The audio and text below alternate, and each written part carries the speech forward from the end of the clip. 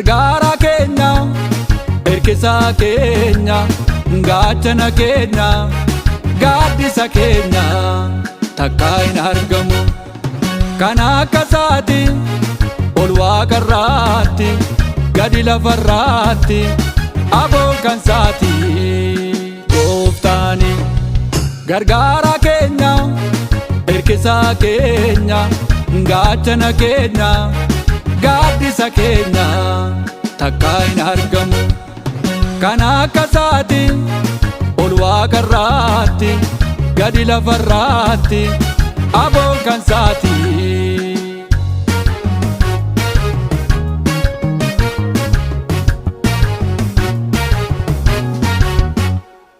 Abbaa gaariidha, hangafa nagaa, Elchaadaayidha, Alfaa Omeegaa.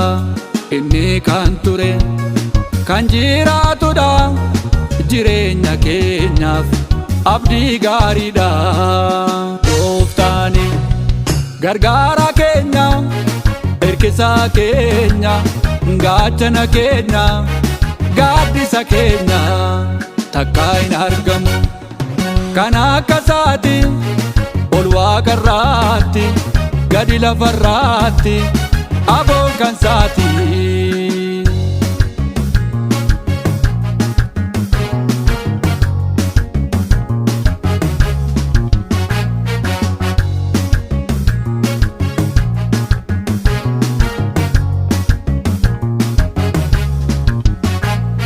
Addaan hin qoodu, nama hundumaa waliin caalchisu. Abbaan jaalala, jireenyi isaa karaaf dhugaani, moo'ee jiraata bara baraani. Gooftaani. Gargaara keenya, hirkisa keenya, gaachana keenya, gaaddisa keenya, takka hin argamu. Kan akka isaati ol waaqarraatti, gadi lafarraatti, aboo kan isaati.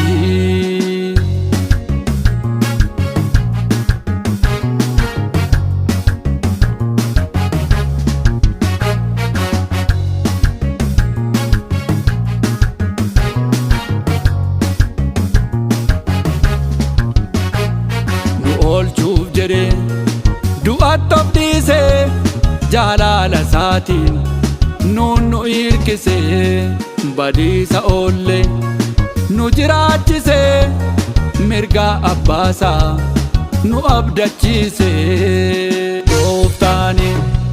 Gargaara keenya, hirkisa keenya, gaachana keenya, gaaddisa keenya, takka hin argamu.